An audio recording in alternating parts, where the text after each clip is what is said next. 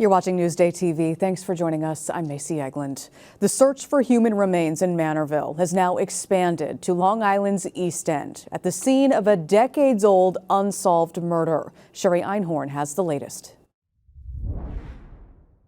I really don't know what they're looking for. Why all of a sudden is this surfacing? It is now day 4 of an extensive police search of the woods in and around Manville.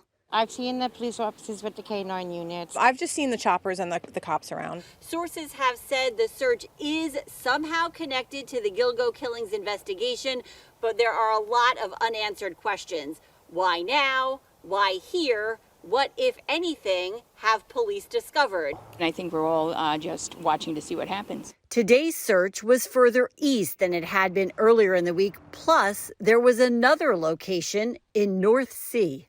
They're at the location where a woman's body was found strangled in 1993. It is an unsolved homicide case. Do we know how that woman who was killed in 1993, Sandra Castilla, is suddenly connected to Gilgo Beach? We do not. But we are told this is an investigation related to the Gilgo Beach homicides, and that search over there is connected to this overall search 20 miles away in Manville. Castilla's death was linked by police and prosecutors at the time to 2 homicides that John Bittroff, a Manville carpenter, was convicted of in 2017.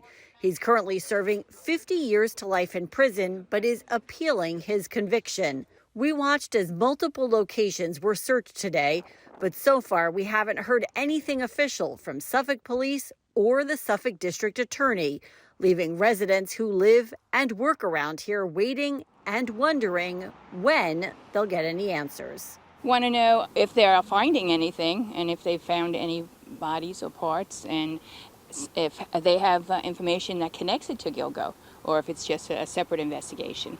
And it would be nice to get details, but again, I guess they don't do that until they do have details. In Manville, I'm Sherry Einhorn for Newsday TV.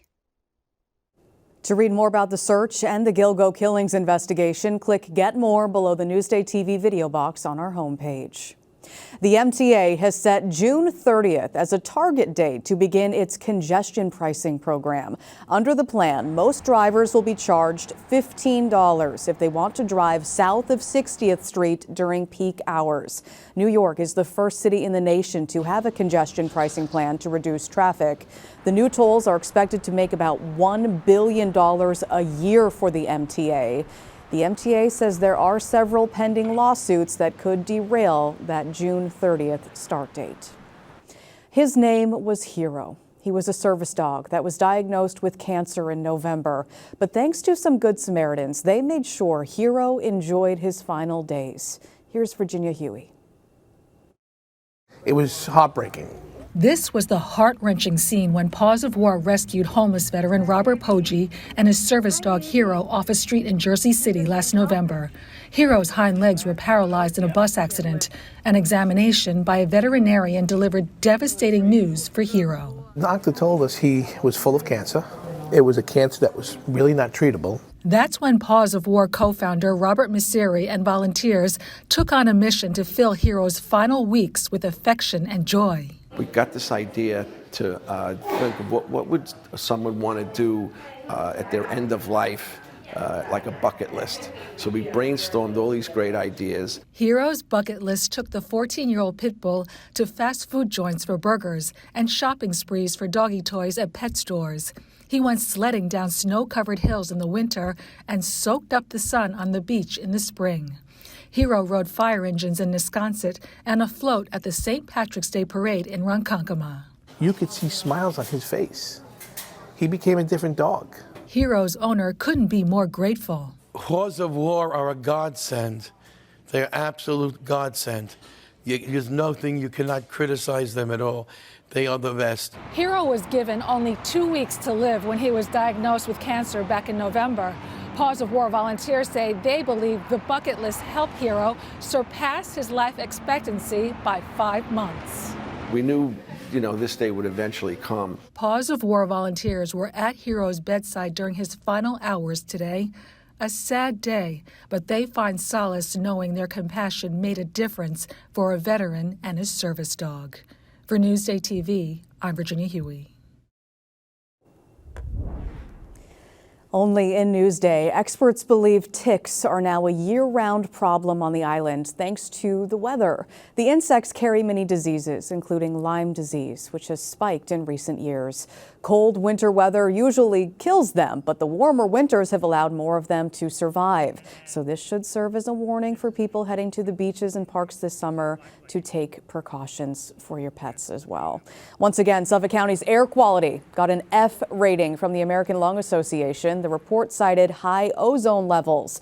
Now, exposure can be especially dangerous for people with respiratory problems. Nassau County isn't rated because it doesn't collect the information needed to do so.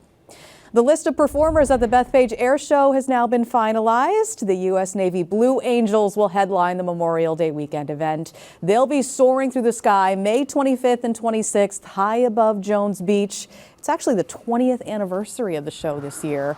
It will also include an appearance from the U.S. Army parachute team, the Golden Knights.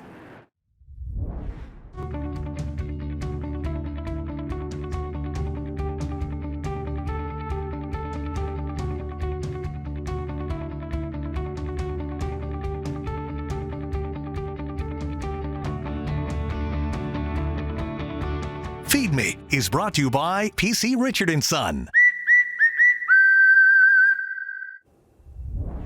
There's a new pizza hotspot with a retro feel. Erica Marcus takes us there in today's Feed Me.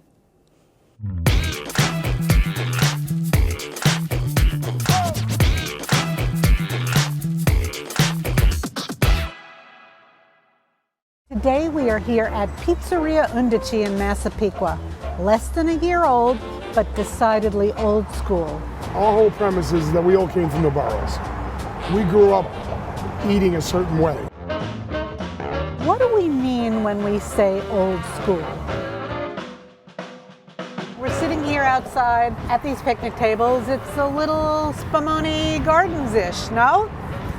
If you want to say that, sure. Yeah. I mean, they're an old school pizzeria like the way they had them years ago in the borough. We offer 10 various rounds and 5 squares. A pizzeria has just pizza. Rolls, calzones. You're not going to find pasta here. You're not going to find heroes here.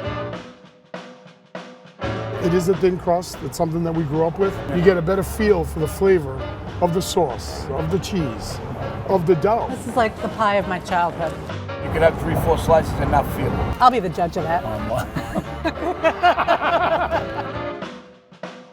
You'll never find pineapple on my pizza. You will find anchovies. You will find eggplant. Broccoli rabe, sausage. That's also fantastic. I think this is my vegetables for the day. I wanted to be the old school retro pizza place with the old railroad tile. You know, because we kind of like felt our way through. Wouldn't you say that, Tony? Oh my God, the calzone. Okay, that has to wait its turn. You wait your turn. Well, we've got a lot of great places to enjoy. For more on Long Island's top pizzerias, go to Newsday.com, click Get More below the Newsday TV video box. Maybe pizza is part of your plans for the weekend. Let's get a look at your forecast. Tonight, cold, getting down to around 38 degrees or so and clear. Tomorrow for your Saturday, we stay fairly chilly, partly cloudy, highs in the mid-50s only. Looking at your 7-day as we expand it out, it looks like we might stay dry for the next week, which will be nice, but temps mostly in the 60s. Monday, though, the start of your work week, is looking pretty nice. Long Island weather is brought to you by Fire Island Ferries. You're watching Newsday TV. I'm Macy Eglund. Thanks for joining us. Hope you have a great weekend.